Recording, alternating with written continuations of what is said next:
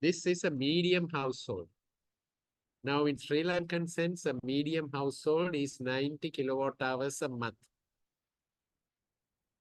Now, you look at your electricity bill and find out whether you are medium or not.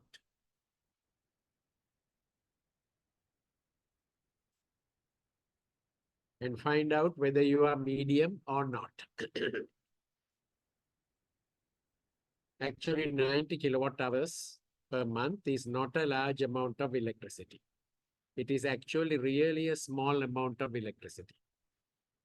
Most likely, if you manage with 90 kilowatt hours, if you manage with 90 kilowatt hours per month, that is 90 units per month, you probably do not have a fridge in your house.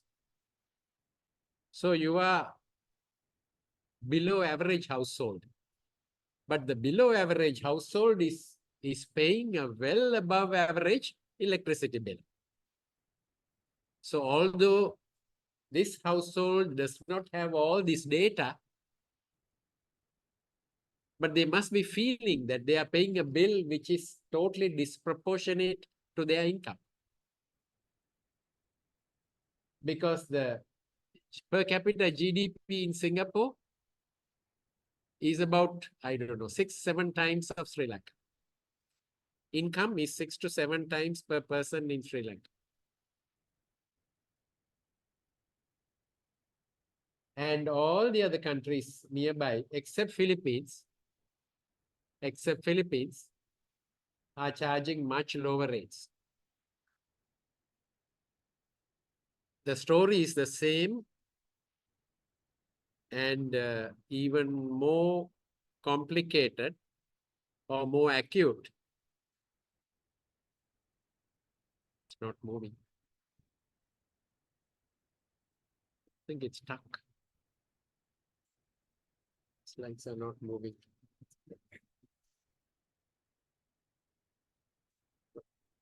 Arrow. All right.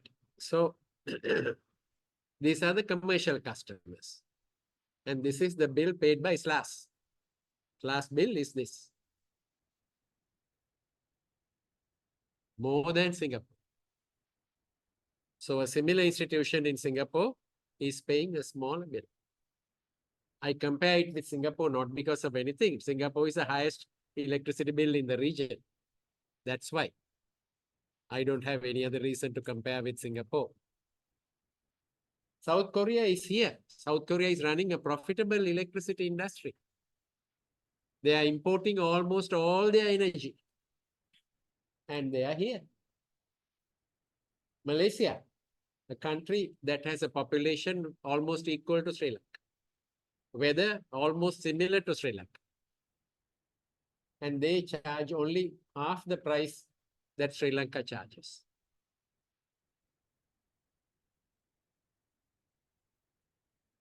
Many people think this is a problem, but there are a few people who think this is not a problem. This is a problem. And the problem is very visible in the industries. It's not too bad. But say, of course, for manufacturing, Sri Lanka is not competing with any of these countries. Sri Lanka is competing with Vietnam, Malaysia, Bangladesh, all states of India to attract investments to manufacturing. And we charge for electricity a lot more than all those countries. So it is a problem. If you look at the industrial consumption statistics, whatever the government says, industrial electricity consumption is going down. Because political statements have no meter, no measurement. But electricity has a meter. All right. So if the politicians say the country is developing, that should be shown in the electricity meter. If the electricity doesn't show that, that's match over, because that's what can be measured. Because we know people are not wasting electricity. They are not wasting. Definitely, they are not wasting electricity. They are using their bare minimum. And if that number is going down, which means that particular sector is going down.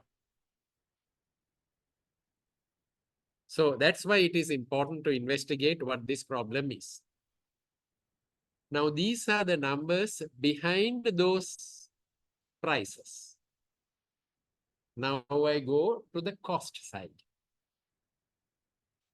This is a summary of the costs of electricity production and delivery submitted by CEB and LECO to the Public Utilities Commission to cover the last 6 months of 2023. All right. So when you come to costing electricity, expenses, spare parts, and the staff. Everybody says CEB is overstaffed. So this overstaffed salary bill also is included in the fixed cost. So in power generation, so what I did is that I took all the costs submitted, and for convenience, because if I show these numbers to you in billions of rupees, it will be very difficult for you to visualize. But now I've divided it by the amount of electricity sold and shown it in a number that is easy to assess. And to make it even easier, I have disregarded the cents because Sri Lanka cent has no value, right? So it's to the closest rupee. So 4 rupees for generation investment related cost for each unit of electricity sold. 2 rupees for transmission network, you know, the high voltage long distance transmission network. 5 rupees for distribution. Total 11.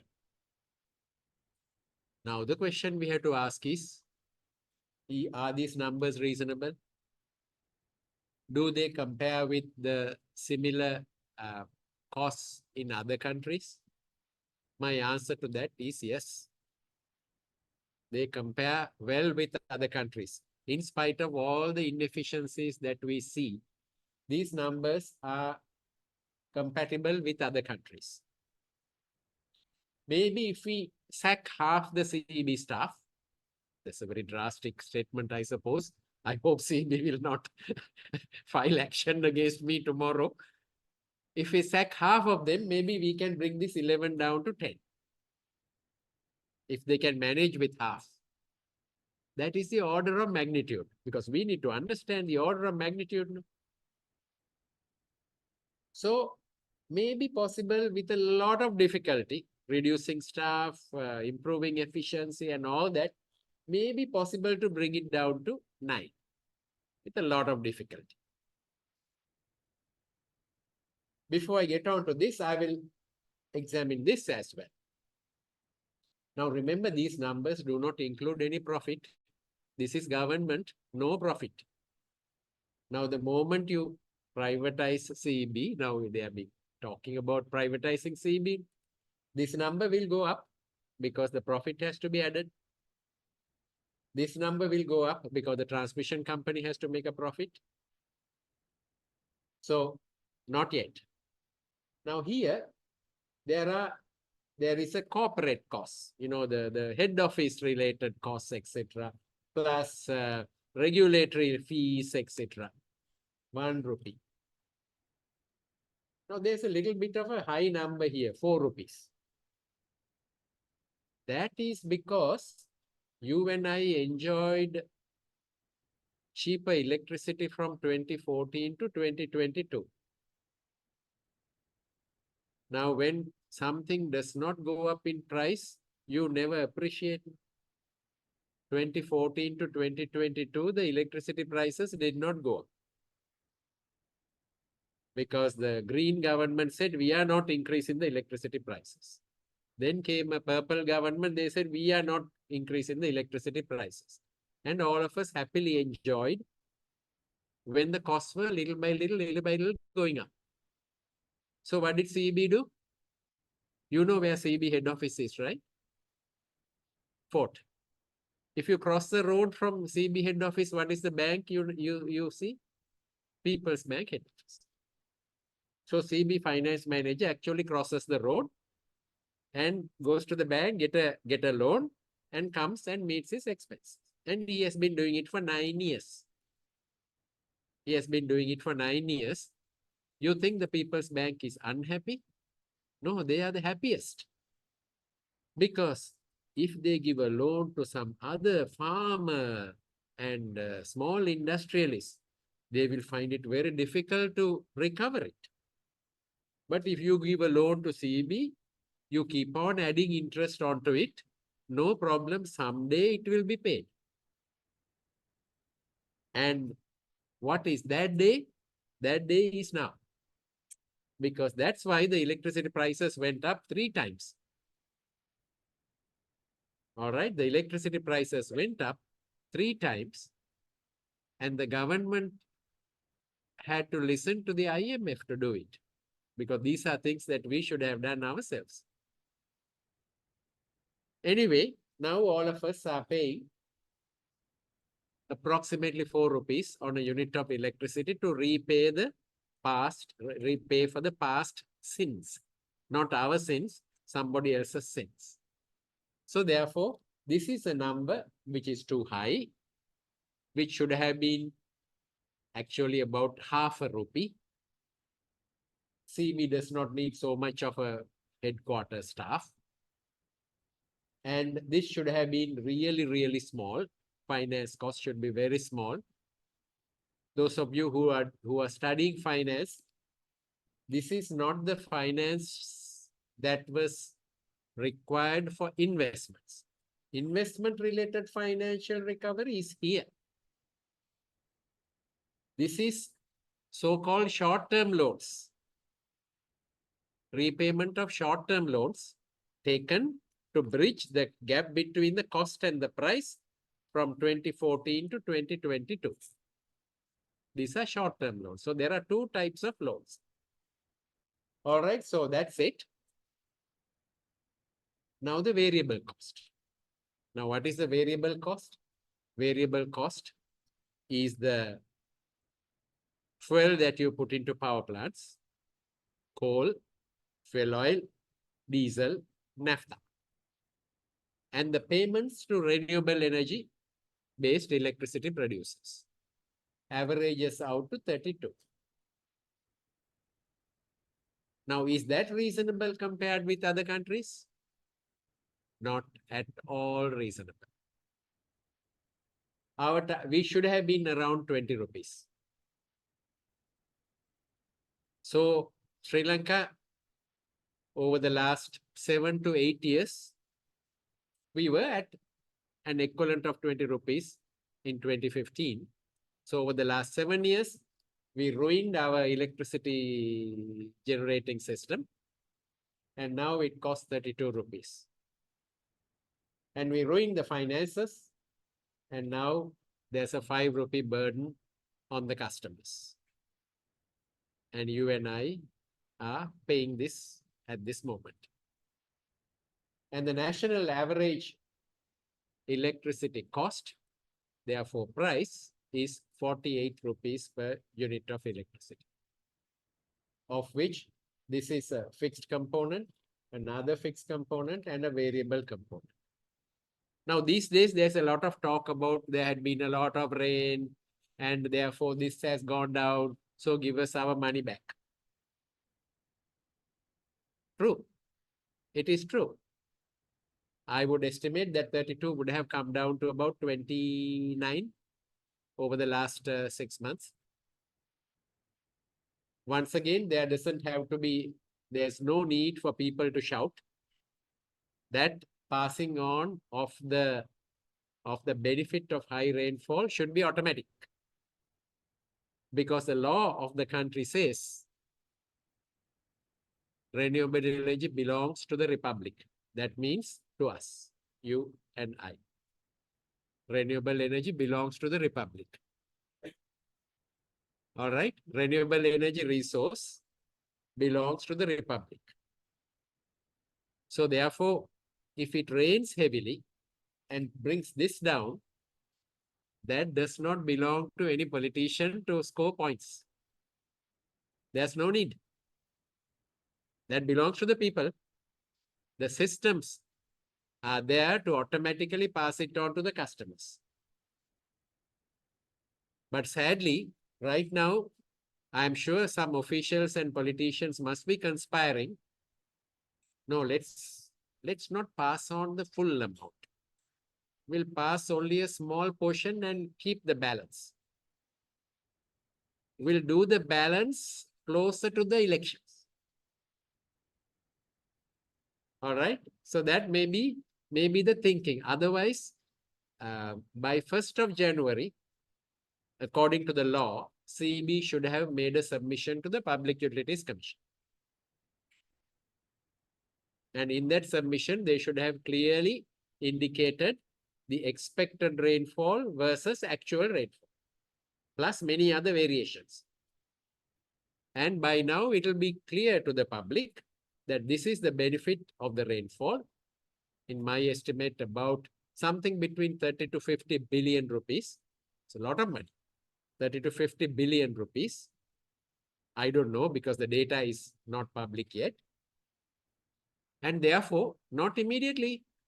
1st of April, according to the law, 1st of April is the electricity price adjustment date. And that adjustment can be down or up, both. Because if we are expecting the benefit of a high rainfall, we should also accept a price increase in case the rainfall goes the other direction. All right. So there are methodologies and procedures written in legal documents, but all officials and politicians behave as if there is no system. All right. I heard a minister saying that electricity prices will be reduced in February. Actually, in the law, there is no provision to adjust electricity prices in February. The law says 1st of April is the adjustment date. That law has been in operation since 2011, and electricity prices have never been adjusted on 1st of April. Never. All right. So that is the problem in our country, plus this big number. That is the problem. So we got 32 rupees wrong. That is the problem. Other things, okay, this was a mistake. This mistake is being corrected at a price, but gradually this 4 rupee figure will come down. But this looks like it will not come down at all. I will tell you why. If you look back 7 years ago, when perhaps some of you were in school, there was an announcement by the president at that time that the Sampur power plant will be cancelled. Maybe some of you would have been very happy. Would have been very happy. It's very good.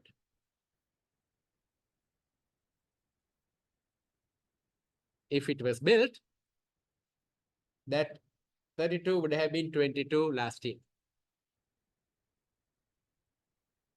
And the prices of coal, which was 29 last year, has now come down to 21. So this year, that 32 would have been 17. All right. So for the enjoyment that some people had in 2016, now is a payback time. So from 17 to 32 is 15 rupees for a unit of electricity.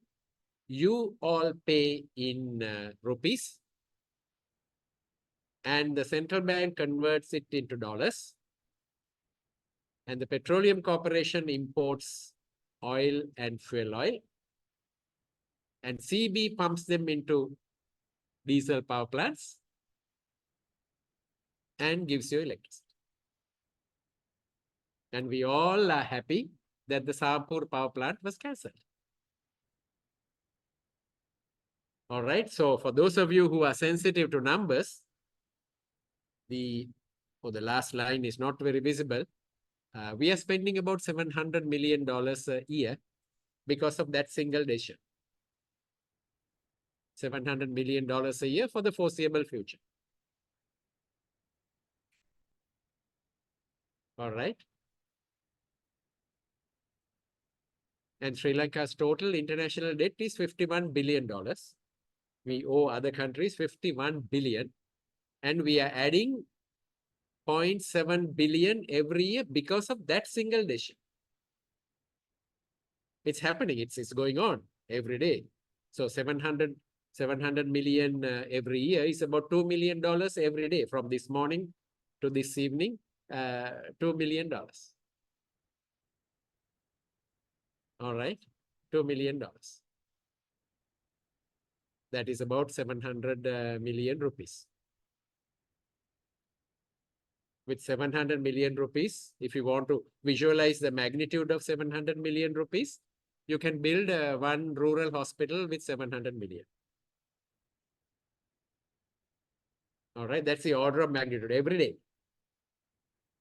Or you can import 10, probably about maybe 20 good passenger buses every day. That's the order, good, not the poor quality one, good ones. All right, so that's the order of magnitude of the losses caused by various decisions, but we'll have to live with it. So are we going in the correct direction to make the corrections? So this is my 32 rupee line. I've been repeating it so frequently. Now the ministers are also talking about 32. For the last 6 months, I have been talking about 32 rupees, 32 rupees, 32 rupees, 32 rupees. Right? So now everybody is asking, oh, is that less than 32 rupees, etc. At least there is some benchmark. So now renewable energy power plants. Now we say that renewables are good. Actually, they are good. Renewables are very good because the historic renewable energy power plant pool is producing electricity at 18 now. I'm not talking about the rooftops. I'm talking about the 210 mini hydro power plants and the 17 wind power plants and about 6 biomass power plants, etc. And about 70 solar parks. Collectively, their average is 18. But all new renewable energy contracts are being signed at 37. So it is not helping to bring 32 down. It is not helping to bring 32 down. And rooftop solar. The historic rooftop solar average is 25. And new 37. So that is also not helping to bring my 32 down. Coal, last year it was 29 and 21, but new projects not being done. The government went and signed an agreement. Actually, nobody asked us, nobody gave us an agreement to sign. Government voluntarily went and gave a statement saying that we will not build coal-fired power plants. India, Indonesia, Malaysia, nobody gave any statement or any agreement. So South Korea, Japan, they are still using heavily. But Sri Lanka is, since we want to be the most environment-friendly country in the world, all right? So we voluntarily went and signed and made a statement and repeated that statement. The next president repeated the statement. The current president repeated the statement. Every year he repeats. And wherever he goes, he repeats. So therefore, we are unable to produce electricity at 21, which all other countries in the region are doing. Okay. So, of course, oil burning power plants are going through the roof. So you see the prices. So if the customer demand doesn't grow, then we have a little bit of a relief because this 37 will replace some of these 90. But we can't expect Sri Lanka economy to be stagnating like this. Sri Lanka economy, after these problems are sort of over, will start picking up again. So when the demand picks up again, if each and every unit of electricity comes at a price higher than 32, then the line of 32 cannot come down. We may have some immediate relief. Say, for example, if you look at the data for yesterday, it's available in the CB website. These power plants would have been hardly used because still some reservoirs are full. All right, it won't take more than 1 week from today for Mahaweli Authority to say the drought has set in. So therefore, please conserve water. Now, just like the rain in November, the drought in February will also be news to some people. For me, it is not news. If it does not heavily rain in November, then that is abnormal. And if it does not have very dry weather in February, that is also abnormal. All your school sports meets, big matches, all of them are in February, March, isn't it? But February, March are dry not for you to have big matches, but for farmers to do their harvesting. That's how the cycles are arranged, farming cycles. So now, when it comes to February, we should not cry that it is dry. It is dry, historically dry. The month with the lowest rainfall is February. So when you end of February, the Met Department will say it's the lowest February for the last 10 years, and everybody will say the weather is changing, the climate change and all that. No, it was like this all the time. Maybe some small variations. March is similar, right? So therefore, it's not news. If a reservoir does not spill at least once in 10 years, I would say that reservoir design is wrong. Now, these days, reservoirs are spilling. Now, people will say, oh, the dam should have been a little bit taller. Then we should have captured the water. But to only capture the water once in 10 years? No, because if we raise the dam, one thing is that it's very expensive. Number two is that the reservoir area is much bigger and a lot of people would have been displaced. A lot more people would have been displaced from their villages. So therefore, there is an optimization going on. Sadly, many people do not appreciate this. When you look at the reservoir design, I look at how irrigation engineers, Mahaweli engineers did their designs. I look at it. How do they optimize? So they consider different dam heights and the different locations on the river and the inundated area and the loss of vegetation, loss of livelihood for people. And it's an optimization exercise. Of course, 50 years later, we can look at a dam and say, oh, it's spilling, it's too much and all that. But if a reservoir does not spill, then I would say that the design is excessive. It should spill once in a few years. All right, so coming back to this scenario tells me that this 32 rupees will not come down. Of course, large hydropower of CEB and the large wind power plant of CEB produces electricity at zero cost. It doesn't produce electricity at zero cost, but it is a zero variable cost because this is the variable energy cost. Whereas hydropower plant costs are here. Maintenance costs, etc. are here because they are fixed costs. So that's how it is. So, but renewable energy power plants are of the private sector, are producing electricity at a reasonable, reasonable price. So say this is a mini hydro power plant that started producing electricity in 2002. Sri Lanka was one of the first countries in the region, probably the first in the region, to offer a contract to any private investor. If you like to build a mini hydro, you are most welcome, and you will be paid a fixed price, which is the same to all mini hydros. No competition, but no favoritism. Non-negotiable.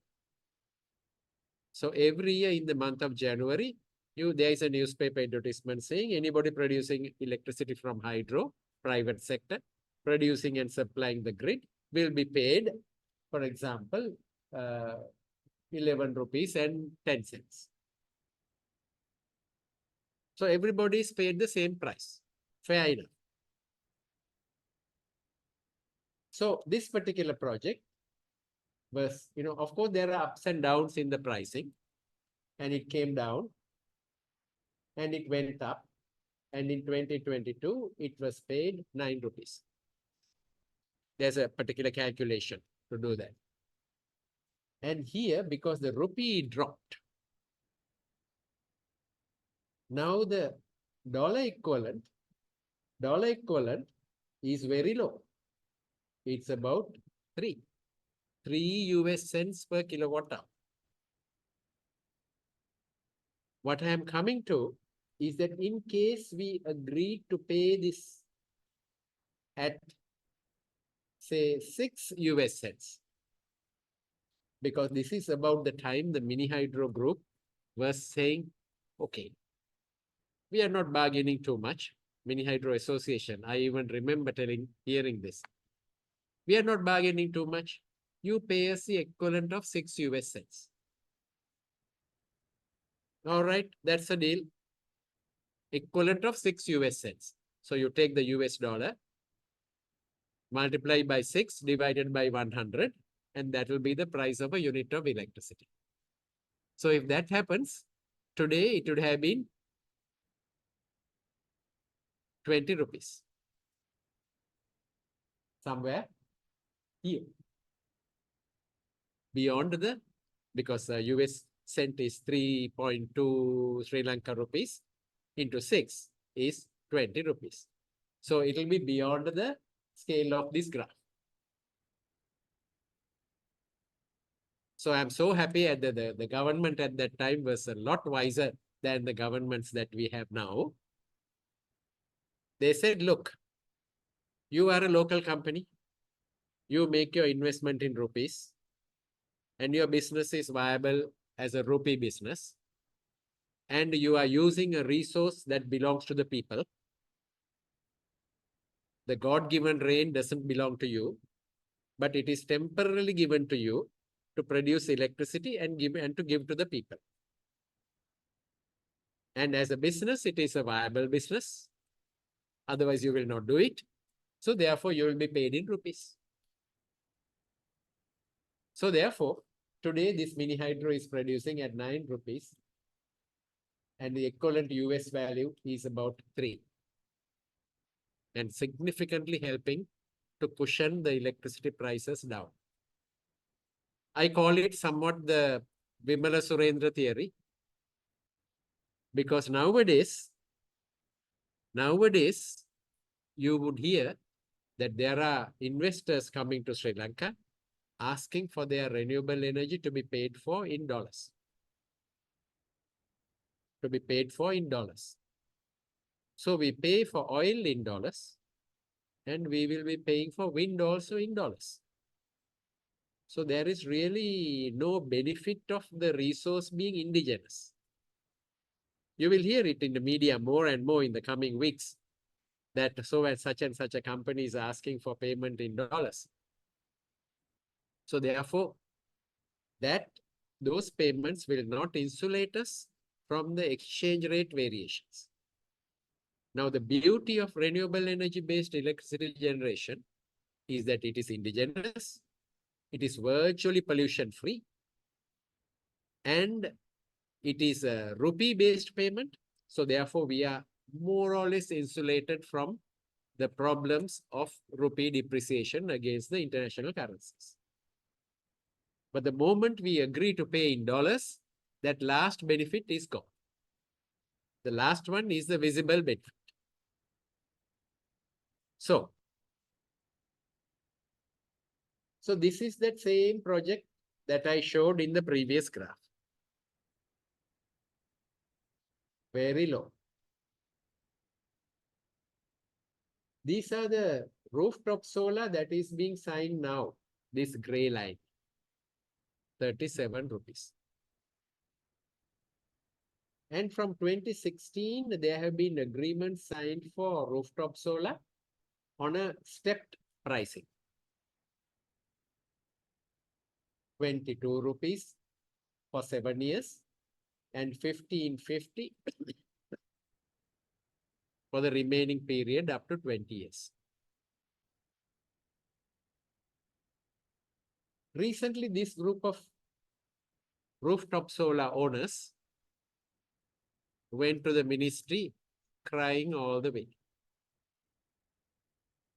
They were crying all the way and they went to the ministry and said, can you please allow us to use the electricity that we produce in our own buildings and factories? Earlier they said, no, we don't want to use it, because they were given the option. They were given the option, either you sell everything or you use and sell the balance. The same rule as in today. Those days, remember, electricity prices were not increased for 9 years now. So the selling price was so attractive and the buying price was also so attractive.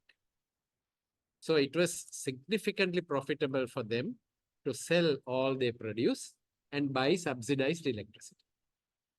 Who subsidized it? Remember my People's Bank theory?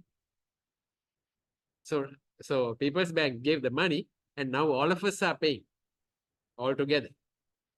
All right, so be that as it may, they made a business decision at that time. Now what happened? Electricity buying prices went up through the roof. So now they went crying all the way to the ministry and said, please. The ministry said yes. So now they are effectively getting 50 rupees for a unit of electricity they produce. So therefore, renewable energy is also not helping to bring the prices down. All right. It will not help to bring the prices down the way things are moving at the moment. If you and I fix a rooftop, we are paid 37. And these mature projects, because they were paid this price all these days. And now this. So they will be the best business in the country. So therefore, it cannot help. So this is the scenario in which we are working at. But maybe another 20 minutes or so. Yeah. All right. So let us see how the system should work. How the system should work. So I told you about the problems in costing, or rather the problems in generation, and the fact that the variable cost of generation is the problem. Nothing else. You could see various inefficiencies, right? You will see, some people say, LECO did not have drivers before. Now they have drivers. So that must have increased the electricity price. All right. So another person might say, CB chairman did not have a Benz car at that time, but now he seems to be using one. That must be the reason for electricity price increase. Well, all those are very important. All those are very important, but they are not so significant when compared with the cost, the variable cost of energy. Certainly, all those things should be cut off. Overstaffing should be cut off. Efficiency must be improved. All that are granted. But then the benefit that the customer has is not so significant as if you can solve the problem of 32. Problem of 32. All right. So how is our industry structured? So we have the government and the Ministry of Power and Energy, under whom the corporate CEB is there. And under Ministry of Finance, there is the Public Utilities Commission, the regulator. And there are private power plants. And under CEB, there is generation, transmission, and 4 distributors. And LECO is a government-owned company. LECO is not a private company. It's a government-owned company operating under the company's law. CEB is a government-owned corporation operating under the corporation procedures. LECO shares are fully owned by various government agencies, CEB, Treasury, and the Urban Development Authority. They are the shareholders of LECO. So LECO is not effectively a private company, but you know that they are providing a slightly better service, isn't it? If anyone of you are in LECO service area, right? General public thinking is that the service is better. All right. So maybe there is a thinking that if these distributors of CEB also are converted to companies like LECO, they could be better. They could be better. So we do not know. We hope that they would be better. All right. So, and we customers are all here, right at the bottom. So that's the industry structure very briefly. And there were some industry restructuring that went on. So there is a regulatory mechanism. Although CEB and LECO are directly or indirectly government owned, they are subject to regulation. There is an Electricity Act, which is the main law that governs the electricity industry. Then there is a Public Utilities Commission, who has been given the responsibility to be the technical regulator, the economic regulator, that means costing and pricing, commercial, sorry, there's a spelling mistake, commercial regulator. Now, what is commercial regulation? Commercial quality of service. When you go to an office to get a job done, how long do they take to fulfill your request? That's the commercial quality of service. If you call CB and say, I have an error in my bill, how soon is it attended to? How well is it treated? This is commercial quality of service. Technical quality of service is the voltage, the frequency, and all that. Safety regulator as well. So 4 responsibilities given to Public Utilities Commission. So of course, in 2010, CB was functionally unbundled into different business lines, but not financially unbundled. So there's 1 generation entity, 1 transmission, and 4 distribution.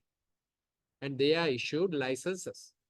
There are license conditions, and they have to be fulfilled. And of course, solar rooftops, there are other generation licenses, because generation was opened up for private sector in 1996. Up to 1996, all generation was government owned and managed by CEB. From 96, the private sector was allowed to come in for generation. Presently, there are about 300 renewable energy power plants in the private sector. And right now, there is actually only 1 private power plant using oil. Other private power plants who were using oil have either come to the end of their contract, or some contract said the power plant will be taken over by CEB. So some of them have been taken over according to the agreement by CEB. Others have finished their contract and they have taken their machines away. Solar rooftops were allowed from 2008 to allow customers to fix solar PV on their rooftops and either sell everything or use everything or use and sell the balance or whatever. And there are approximately 45,000 rooftop systems in the country so far. 45,000 is not very significant yet because there are 7 million electricity customers. 7 million. So 45,000 is not so significant. So the core issue that we see is that when we come to costing and pricing, the reform process is incomplete. The existing laws are not being properly followed, and the process is also incomplete. So the costing part, reforms is partially complete. So if you want to find out how much was the LECO maintenance cost allowed by the Regulatory Commission for last year, you can find it. Can find. How much was the technical loss allowed for CEB transmission network for last year? That's also available. So to a great extent, there is clarity about costing.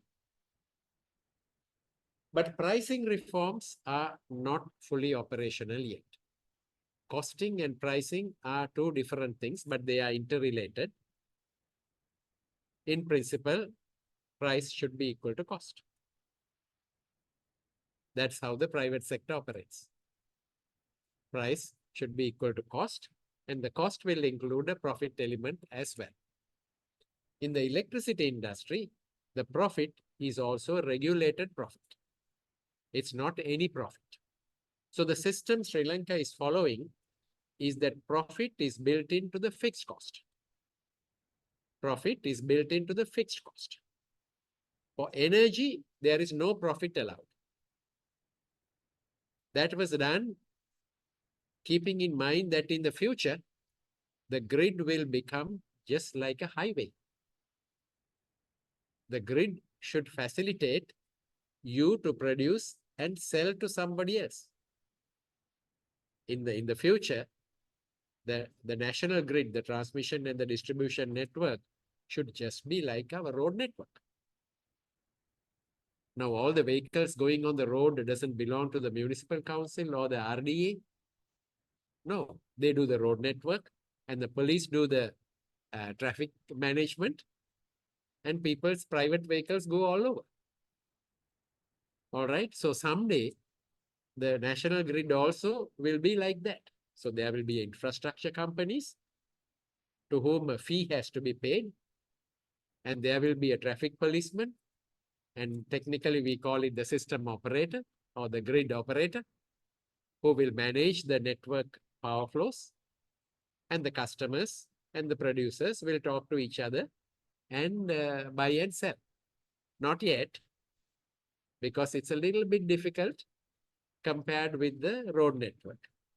Because in the road network, there is always storage capacity, which means if there's a traffic jam, you can stop and wait. But in the electricity network, the supply and the demand has to match in real time. The supply and demand has to match in real time. You know that at this moment, if the country is using 2,100 megawatt, the production has to be exactly 2,100 megawatt. So what happens if a big factory switches on a 0.5 megawatt big motor? Surely they don't have to telephone CB, say that I'm going to start the motor. No. They can start the motor. But then where does that power come from? It was producing 2,100 exactly. And somebody starts a motor, it's now 2,100.5. So there has to be generators that are rotating, that have spare capacity to give that 0.5 megawatt. But then that 0.5 megawatt cannot be given in an instant like this. Usually it takes about 5 seconds to increase the power. 5 seconds typically. But that factory switches on the motor and it works. So where does that get the temporary power for 5 seconds to run until the generator puts the extra power on the grid? It is those of you who did maths, I show you, you did maths somewhere. When the machines are rotating, there is a rotational kinetic energy. Combined maths, half I omega squared. If it rings a bell in your mind. All right.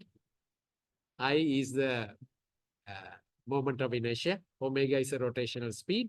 Half I omega squared is a embedded rotational kinetic energy. So there are machines rotating, generators rotating with so much of embedded kinetic energy. And what they do is they give their kinetic energy, convert it to electricity instantly, automatically, no operator intervention, and provide that extra 0.5 megawatt. But that energy has to come from somewhere. What do? They reduce the speed a little bit. Omega goes down a little bit. So the system frequency goes down a little bit. Now omega is omega minus delta omega. And the corresponding amount of rotational kinetic energy is transferred to electricity to start that motor. So after 5 seconds, that generator has come up. Thereafter, the control systems will work up to bring the speed back to omega. That's how it works. So with more and more renewable energy coming in, there is no omega. So solar panels, nothing rotating. Wind turbines are rotating, but only just like this. All right, no omega. So as the grid goes into transition, there are a lot of things to be done. So people are experimenting on batteries, whether batteries can do it. But then we also have to remember batteries can be discharged only once. You can discharge the battery now to help that motor. What happens? Another motor is started next moment. We must have time to charge the battery. All right. So it's not impossible, but it has to be cautiously and step by step done. In the distant future, most likely the grid will be 100% renewable. So, but to get there, there is a systematic process. And we have to cautiously follow that so that we keep the reliability of the supply and the cost of the supply manageable so that our economy can develop. So, I will skip some of these technical details, but probably the last slide, I think, before we open up for questions. This is the system that was set up to make sure that there is financial separation and responsibility of different entities.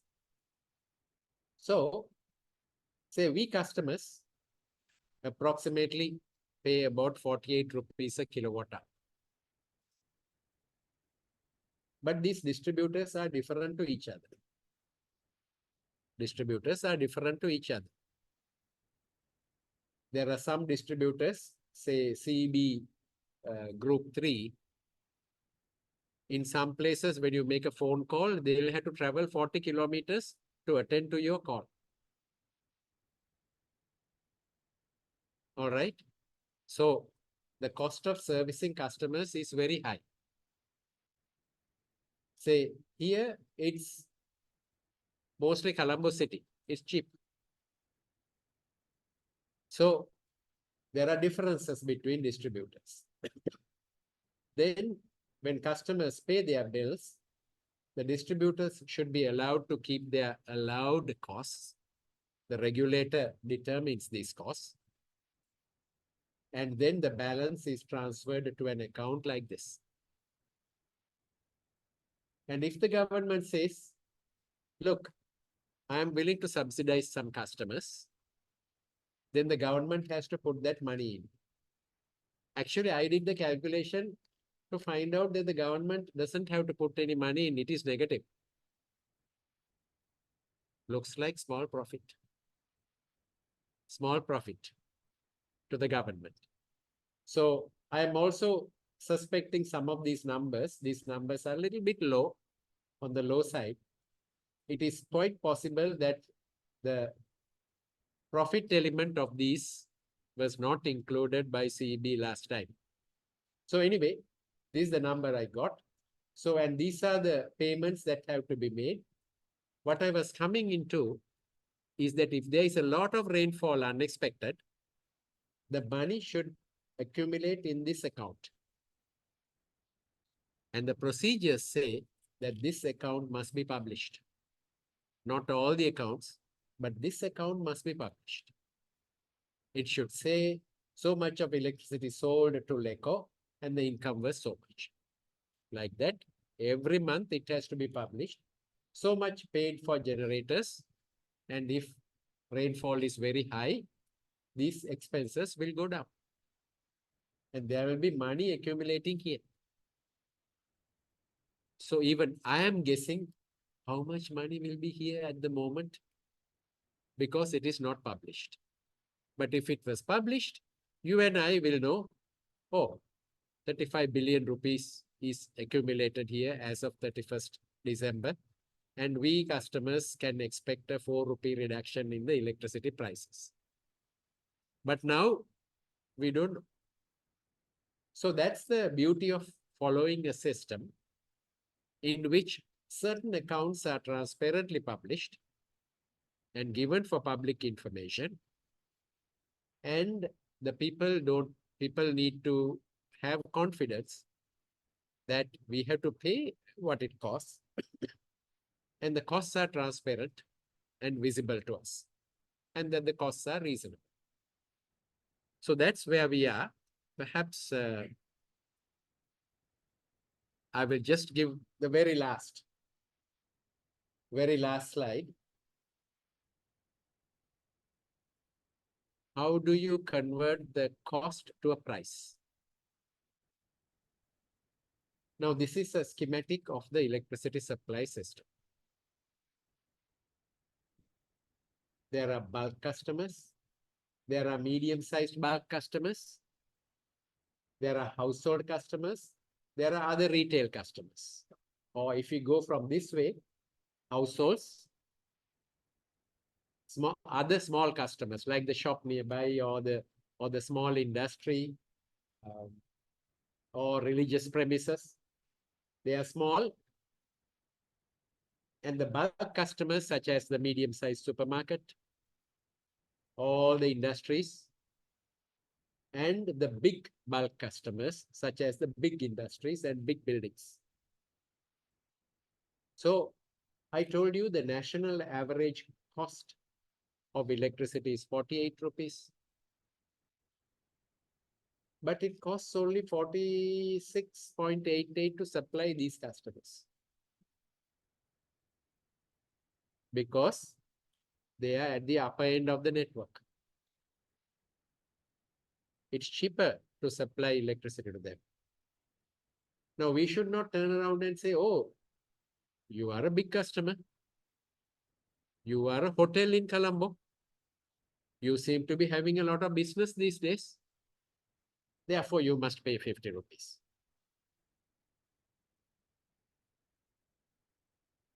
But that is the job of the income tax department, not CEB.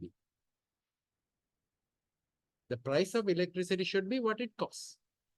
Because it's the same thing now. If this hotel goes and buys vegetable, they get it at a much lower price than you and I. Because they buy in bulk. So here, it is of course calculated and regulated, but the same principles apply. And we have a technical reason as well. So we should not be looking at the customer, what he is using electricity for, is the business going well or not so good. So that's not the way to price electricity. So the other bulk customers, the smaller bulk customers, it's about 49. And these customers, household, 65 rupees. Now you go home and look at your electricity bill to find out whether you are paying 65. Most likely not. So therefore, these customer prices have been jacked up And some of these as well have been jacked up to subsidize these customers, some of these customers. But the correct way of doing it is actually, if the government wants to subsidize certain customers, the government has a right and all the right to subsidize certain customers. These may be low-income households or a certain type of industries that are not doing well or that need support. Even the hotel industry at times needs support. It is a job of the government. But if you try to get the electricity account to work as the Samurdhi authority to help the low-income people and also behave like a taxman to charge these people more, then finally it becomes a mess. So what decent countries in the region do is that they price electricity at what it costs. And then people who need subsidies are handled by the government. If they like, they can channel it through the electricity bill. Because one way of identifying low-income customers is through their electricity bill. Because that is clearly measured. So can handle it through the bill, no problem. But then it has to be separately accounted. But that's not happening. We have been proposing it for a very long time, but that's not happening. So finally, it becomes a mess. And finally, nobody knows whether I'm paying the correct price or whether it is equal to the cost or higher than the cost. People do not know.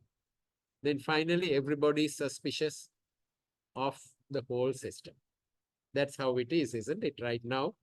Because everybody thinks that there had been a lot of profit in CEB and the government may be hiding it.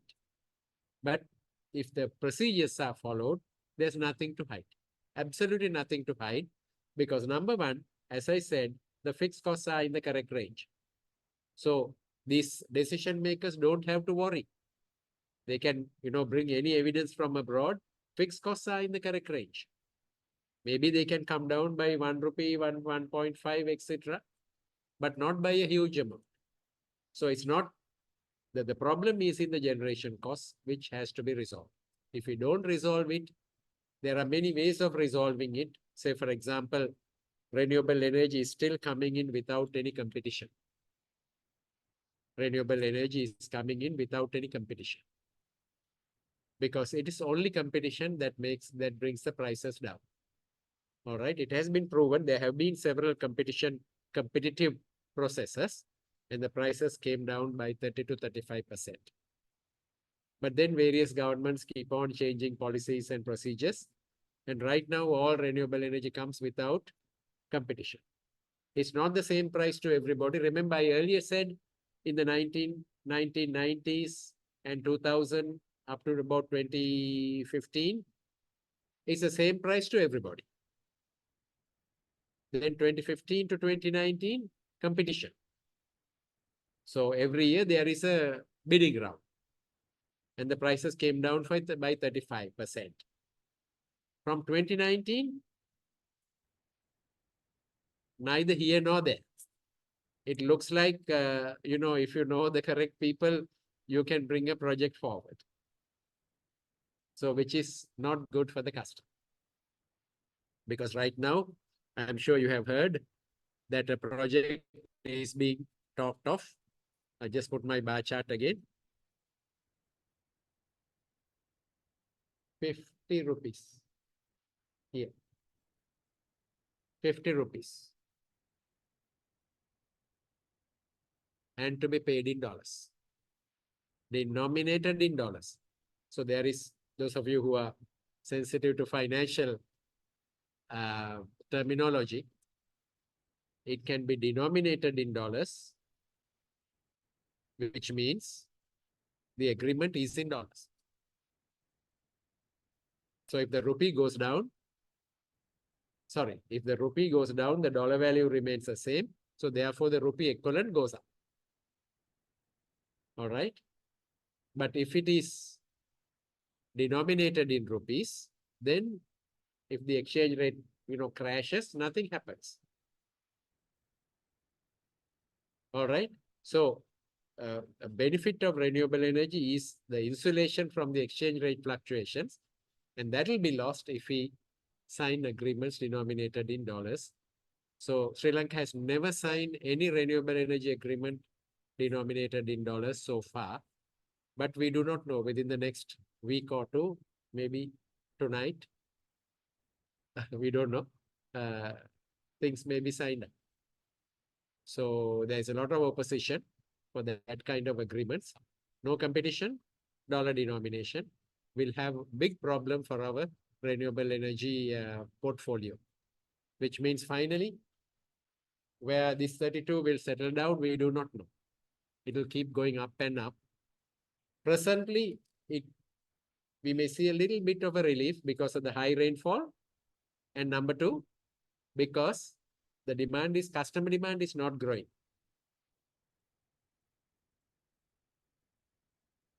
Last year, not last year, 2022 March, this time, the peak demand was 2,900 megawatt.